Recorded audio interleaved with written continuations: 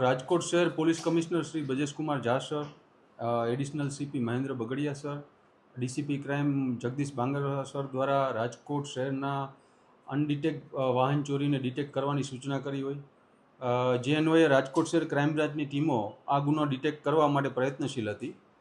આ દરમિયાન technical source તથા હ્યુમન ઇન્ટેલિજન્સની મદદથી રાજકોટ શહેર crime branch PI MR Gondaliya, PI Damor તથા પીઆઈ સીએચ જાદવની રાહબરી નીચે પીએસઆઈ અશ્વિન ગરચરની ટીમ દ્વારા આ બે બાઇક ચોરમાં શખ્સોને પકડવામાં આવેલ છે. આ શખ્સોના નામ છે જયમલ મુરુભાઈ સુંડાવદરા, જે દેગામ પોરબંદરનો રહેવાસી છે, અને એક છે લખમણભાઈ અરબમભાઈ ખૂંટી, જે ખીરસરા પોરબંદરનો રહેવાસી છે. આ બંને પાસેથી કુલ 10 ચોરીના બાઇકો કબજે કરવામાં આવેલ છે, જેની કિંમત છે 2,57,000 રૂપિયા.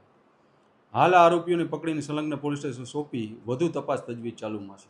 જોવો ને તો બંનેના ગુનાહિત ઇતિહાસમાં બંને વિરુદ્ધ જયમલ મુરુભાઈ સુંડાવદરા વિરુદ્ધ દેવભૂમિ, દ્વારકા તથા પોરબંદર જિલ્લામાં 6 ગુના દાખલ છે, જેમાં પ્રોહિબિશન અને લૂંટ છે.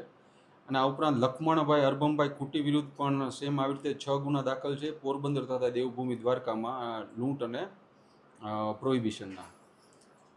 એટલે જેથી તેઓ આ ઉપરાંત અત્યારે આપણે જે બાઇકો કબજે કર્યા છે તેમાં જામનગર જિલ્લાના Padana police station, C division police station, Rajkot શહેરમાં તાલુકા, બી ડિવિઝન અને ગાંધીગ્રામ પોલીસ સ્ટેશનના ટોટલ 10 ગુનાઓ ડિટેક્ટ કરવામાં આવે છે. આ બંને આરોપીઓ મૂળ ભીડભાડવાળી જગ્યાએ જ્યાં કેમેરાની કમી હોય, ત્યાં ઓછા હોય, ત્યાંથી મુખ્યત્વે સ્પ્લેન્ડર અને પેશન બાઇકો ચોરી જતા હતા, ને ત્યારબાદ આને અલગ અલગ શખ્સોને 10,000 રૂપિયાની કિંમત, 10,000 થી 12,000 રૂપિયાની કિંમતમાં વેચી દેતા હતા.